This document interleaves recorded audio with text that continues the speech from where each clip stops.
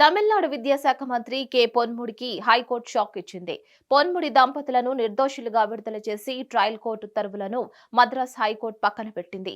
అవినీతి కేసులో అతడికి 3 ఏళ్ల జైలు శిక్ష విధించి మద్రాసు హైకోర్టు మరి అతడితో పాటు ఆయన భార్య విశాలాక్షికి 50 లక్షల జరిమానా వేసింది. ఆయనపై ప్రస్తుతం మంత్రి బాధ్యతలు ఉండడంతో 30 రోజులు జైలు శిక్షను సస్పెండ్ చేసింది. కె పొన్ముడి డీఎంకే నేతృత్వంలోని హయాంలో మంత్రిగా ఉన్నప్పుడు అవినీతికి పాల్పడ్డారని అనేక ఆరోపణలు ఉన్నాయి. 2006 నుంచి 11 వరకు 1.75 కోట్ల వరకు అక్రమాస్తులు కూడబెట్టినట్లు కేసు నమోదైంది. అయితే వారిని 2016లో విల్లుపురంలోని ట్రయల్ కోర్టు నిర్దోషులుగా ప్రకటించింది. దీంతో కొంతకాలం పాటు ఆ కేసు మరుగున పడింది.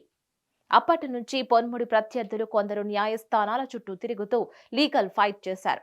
అవినీతి పరుడని జైలుకి పంపాలని గట్టిగా న్యాయ పోరాటం చేశారు. ట్రయల్ కోర్టు తీర్పును ఛాలెంజ్ చేస్తూ హైకోర్టు తలుపు తట్టారు. ట్రయల్ కోర్టు తీర్పును పక్కన పెట్టిన హైకోర్టు డిసెంబర్ 21న తీర్పును వెల్లడించింది.